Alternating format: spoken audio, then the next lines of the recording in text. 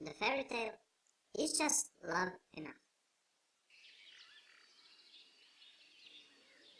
Once upon a time, when time was not yet counted, and years did not pass unnoticed, in a distant land far away, there lived one eternal young man.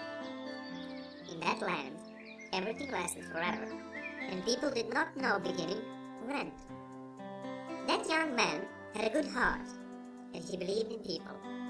He was poor, but was not greedy for wealth. As an orphan, a child without parents, he was accustomed to tangible modesty and learned that sincere love and friendship are the only feelings in life worth their while. He knew very well that only these feelings can fill a human being with happiness and pleasure. The young man was sick from an incurable disease, and from birth he saw only shadows of people around him, never the detailed lines on their faces. But in spite of his condition, he did not feel miserable because of it and never blamed God for it. As he was growing up, he began to realize that people perceived him as miserable, less because he was almost blind, and more because he was materially poor and had no one of his own anywhere. Although he considered it primitive and cruel, it so happened that this permanent enunciation of everything that all others have, accepting that he cannot do what everyone else can, and getting used to all the hypocritical looks of pity, caused deep inside him a fury and despair of question, God, why me? However, as in that country, time was not passing, and no one was afraid of ever getting old. There was only death as an end. People were not growing old, and death occurred from an illness or some accident. The young man was a gardener employed by a royal family. This family had a habit to occasionally employ poor people as support staff for humanistic reasons. One day, in the vast garden, he met a young princess who went out to make a circle around the garden on her pony. Although he saw only the outlines of people as shadows recognized only by their voice, the scene of her riding on a white pony was the most beautiful thing he had ever seen. Her gentle voice, as she greeted him brightly, while pausing, was the most beautiful thing he had ever heard. Just that one moment, in all this endless time, was sufficient for the young man, for the first time in his life, to fall in love with her. Each time they met, through their conversations, walks along the river, and relaxed smiles upon their faces, and in her voice, he was becoming increasingly tied to her and was closing her in his heart. Although someone might think she was a spoiled, rich girl who believed in romantic fairy tales about a prince and a white horse, the princess developed a strong friendship with the young man, and it grew every time they met. He was delighted with her, and his feeling, little by little, turned into infatuation. She did not care for his poverty and his poor eyesight. He told her that to see her beauty he did not need eyes, and that no gold shines more brightly than her glittering eyes. He swore to her that he did not need eyesight to see what her smiles looked like. But although he was hiding it, he started secretly to pray God to give him the eyesight. One nice sunny day, while young man and the princess walked beside a clear river, she holding her beloved pony on the rein, on a path in front of them, a large poisonous snake popped up. The princess was startled and let her pony out of her hand, strongly embraced the young man, and with a trembling voice whispered to him that he should keep her and not let her go out of his arms. Her beautiful white pony was left alone now. He was also scared by the ugly snake, and ran into the river, hoping to reach the other shore. As the water was not deep, the pony believed that river would be easy to cross, but he stumbled upon an underground hole in the middle that started to pull him down into the water. The pony let out a strong roar, while his mane was helplessly sinking under the water. Out of the corner of his eye, for the last time he looked at the princess who cared for him from his birth and loved him as his mother. The beautiful princess burst into tears and called with the most desperate voice, "No, please God, not him! He's my best friend!" The young man, though he didn't know how to swim, immediately jumped into the river and went to the underworld opening, which was devouring the poor animal. As his head was still above the water and the brains were floating on the surface, the young man took them in the hand and moved to the other side of the river, which was much closer, and firmly tied the pony to a tree. 2 or 3 times a strong "hey-oh!" and the pony was saved. Looking at the beautiful animal, now saved, and thrilled by the brave act of the young man, the princess now saw him as her prince, with whom she will always be safe and loved. She realized that he is the one who is always willing to do anything for her, without a single moment's hesitation. When the princess's father, the king, heard from his subjects that his only daughter hangs around and fell in love with a poor sick young man, he urged the daughter to talk. The king was not a cruel and arrogant man, but he loved his only child, and he desired for her to always be happy and to have everything she wants in life. He believed that he is always doing what is best for her, and that young man certainly doesn't fit into that picture. The king wanted her to marry a young, beautiful, and virtuous prince from the neighboring kingdom. He was a rich and healthy young man, with whom it was certain that her life would never be difficult, that she would never have to endure something, and she would never miss anything. In addition, the king knew very well that his daughter was a defiant and stubborn girl who is willing to do things just in spite of what she is told to do, and that she is always very smart and mature. So he decided to prevent his newborn love in a slightly uncommon way that he was convinced would succeed. The king invited her for a conversation, and they had a long talk as father and daughter.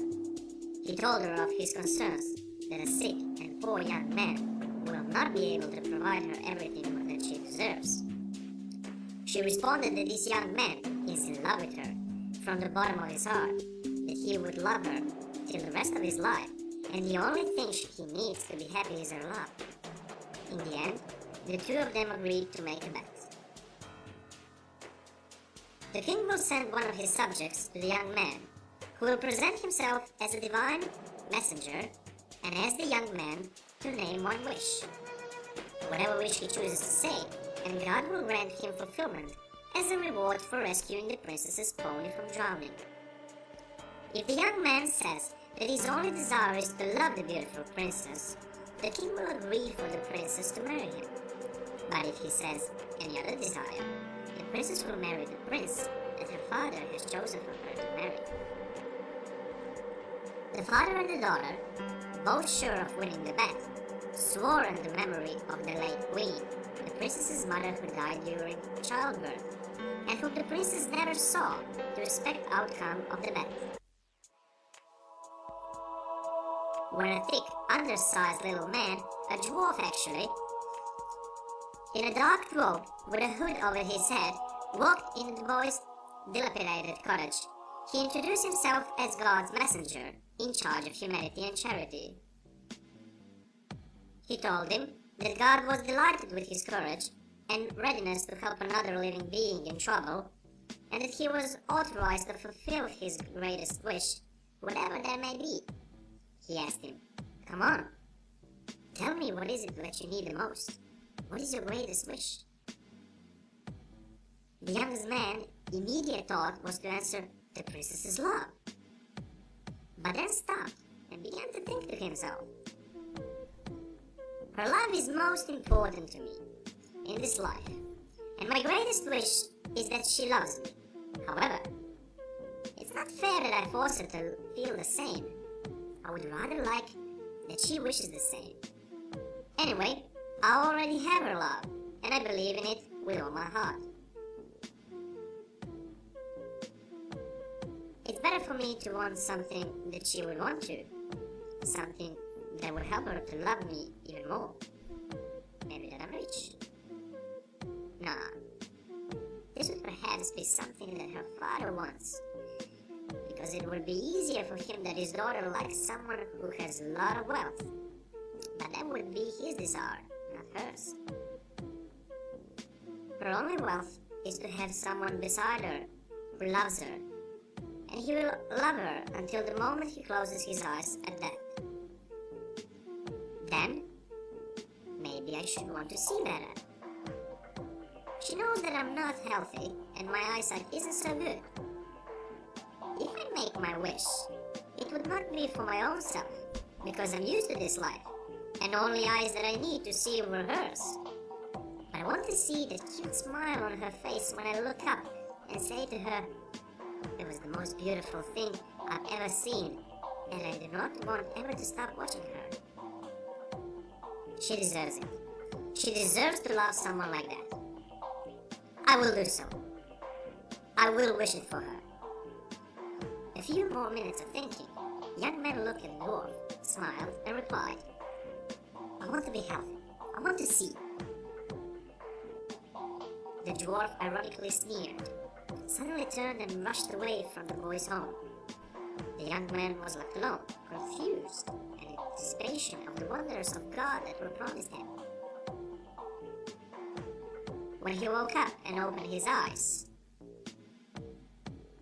he saw everything clearly and without any shadows.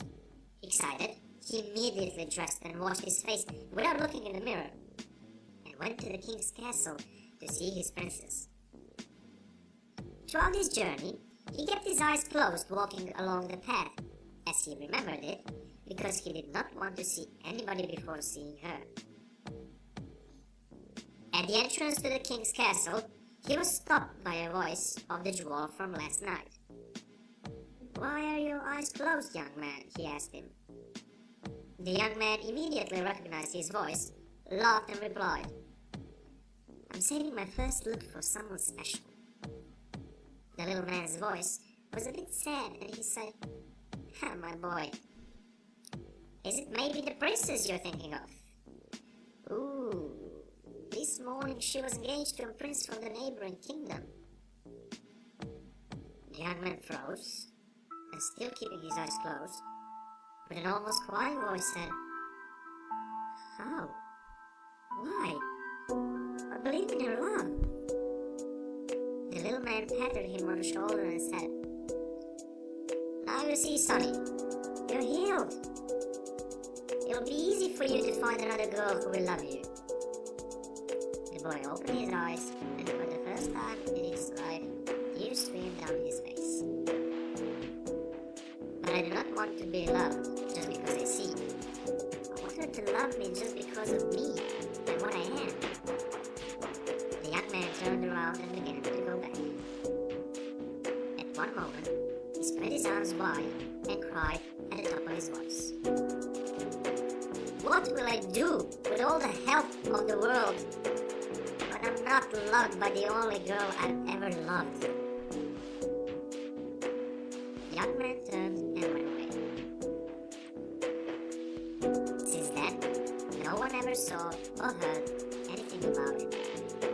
Just disappeared.